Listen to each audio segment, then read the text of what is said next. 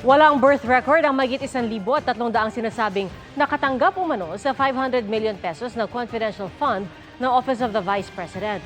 Base po yan sa ulat ng Philippine Statistics Authority sa House Committee on Good Government and Public Accountability. 670 lang daw ang most likely match sa kanilang existing records.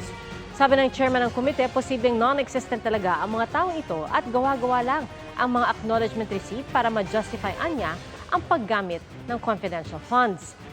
Ang ginawang verifikasyon ng PSA ay kasunod ng nadiskubring discrepancy sa record ng hiwalay pang 112.5 million pesos confidential funds ng DepEd sa pamumuno ni Vice President Sara Duterte noong 2023. Matatandaang doon lumutang ang pangalang Mary Grace Piatos na kinumpirma ng PSA na wala namang ganong individual sa kanilang database.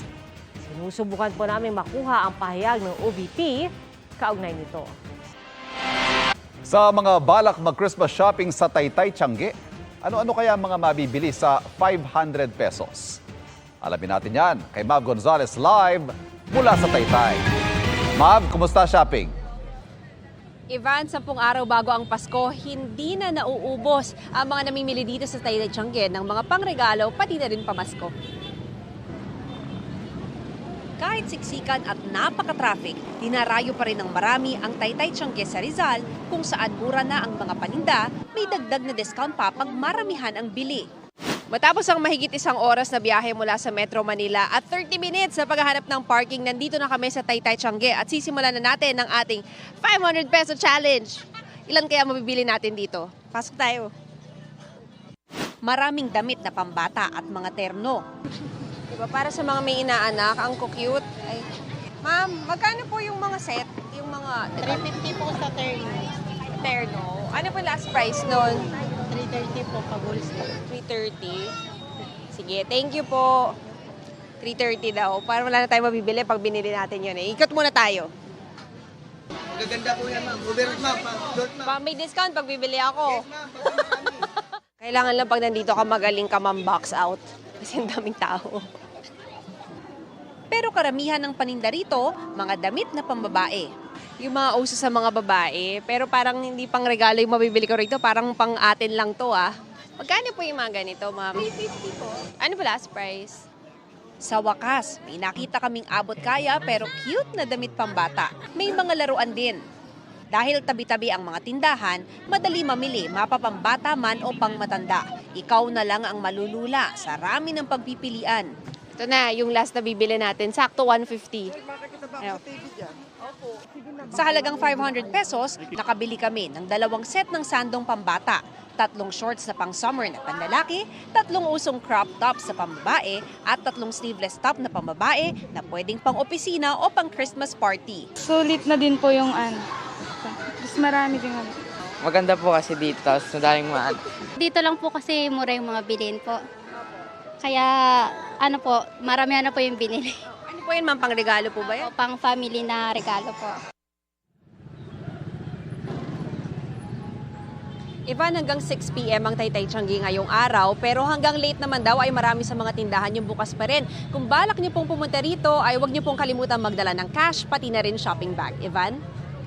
Ninang Mav Gonzalez, maraming salamat. Umaasa raw si U.S. Ambassador to the Philippines Mary Kay Carlson na patuloy na magiging maganda ang ugnayan ng Pilipinas at Amerika sa susunod na taon. Sinabi niya sa kanyang pagdalo sa Consular Ball ng Consular Corps of the Philippines sa Makati City, kung saan 700 miyembro ng diplomatic community ang nagtipon-tipon. Layo ng event na palakasin ang ugnayan at kooperasyon ng iba't ibang bansa. Pinarangalan ng Association of Veterinary and Agri-Quality Assurance Laboratories Philippines Incorporated o AVACAL ang 6 na individual na may mahalagang kontribusyon sa industriya ng agrikultura sa bansa para matiyak na ligtas at dekalidad ang ating mga kinakain.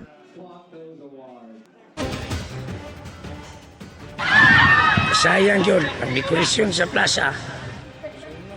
Nagulantang ang mga nasa plaza sa Dumanhog, Cebu na magliyabang isa sa mga Christmas decoration. Kasama sana yan sa mga paiilawan ngayong gabi. Ayon po sa fire station, sanhi ng sunog ang mga nahulog mula sa nagwe-welding sa ibabaw ng dekorasyon. Wala namang nasaktan sa sunog at tuloy pa rin daw ang Christmas lighting. Mga kapuso, 10 araw na lang po at Pasko na. Simula na ng simbang gabi bukas sa madaling araw. Pero kung hindi kayo o hindi kayang gumising na maaga, may anticipated mass naman. At mula sa Manila Cathedral, nakatutok live si Katrina Son. Katrina? Ivan, ramdam na ramdam na ang Pasko dito sa Manila Cathedral. Marami na rin ang nag-aabang ng anticipated mass na gaganapin mamayang alas 8 ng gabi. Bukas kasi ay simula na ng simbang gabi. Wish ko maging bride din. Maging successful in the future. Wish ko is makaipang ibang bansa.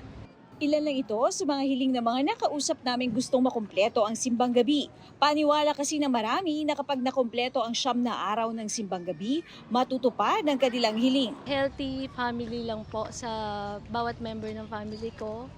Sa father ko, sa mother ko, tapos sa amin po ng mga anak ko. Since nung mga bata pa kami, sinusubukan talaga namin na kumpleto siya. Para di maturo namin sa mga kids na importante din yung pagsisimba every Christmas holiday. Alas 8 ng gabi ang anticipated mass dito sa Manila Cathedral. Mas mainam na agahan ang pagbiyahe papunta rito dahil mabigat ang trapiko papunta rito tulad sa Espanya at Quiapo. Ivan, may ilan na rin tayong namataan na nagsiset up ng kanilang ibinebenta na puto bumbong at bibingka at gagawin na raw nila yan hanggang sa Pasko. Ivan? Maraming salamat, Katrina Son. Time for some quick chikahan. Naki-jamming si Jose Marichan sa pamaskong sound trip ng All Out Sundays kanina, kung saan kinanta nila ang ilang paboritong Christmas Pinoy songs. Simula naman sa December 30, Rizal Day, mapapanood na sa Netflix ang 1998 historical film ng GMA Pictures na Jose Rizal. Digitally restored at remastered ang bersyong yan. Grand Champion! Itinanghal na Grand Champion ng The Clash Season 6 kagabi, si Naya Ambi ang soulful Gen Z ng Las Piñas. Labis naman ang pasasalamat ni Naya sa Diyos, kanyang pamilya at mga taga-suporta.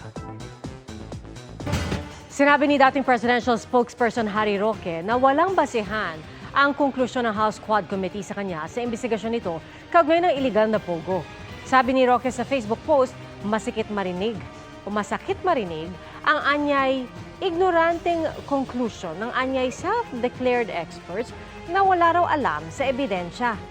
Tinawag rin niyang kangaroo court ang Quadcom. Kasunod yan ng pahayag ni Quadcom lead chair Ace Barbers noong Webes na maraming dapat ipaliwanag si Roque, na imbes magbigay ng patunay ay tumakas. Binatikos din ng Chief Legal Counsel ni dating Pangulong Rodrigo Duterte ang resulta ng investigasyon ng Quadcom kaugnay sa war on drugs ng Duterte administration.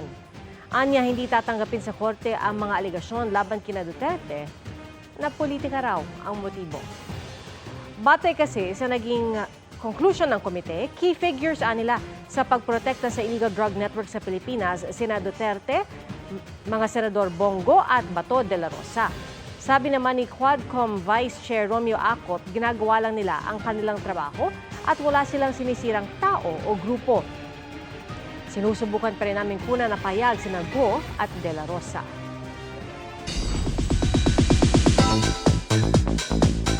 Finally, the kings of P-pop meet the Kapuso Drama King. Nag-alas 6th member pa nga ng SB19, si Dennis Trillo.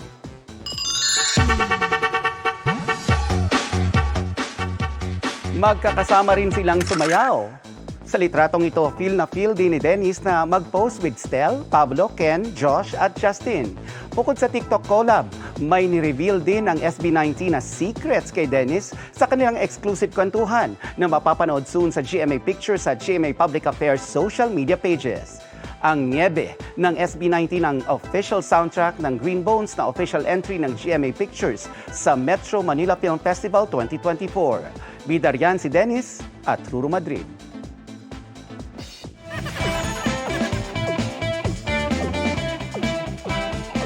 Thank you, Nelson. Thank you, Nelson. Eco-friendly at healthy ang naging exchange gifts ng mga katutubong Manites sa Tagkawayan, Quezon. Ang kanilang mga regalo, nakabalot sa dahon.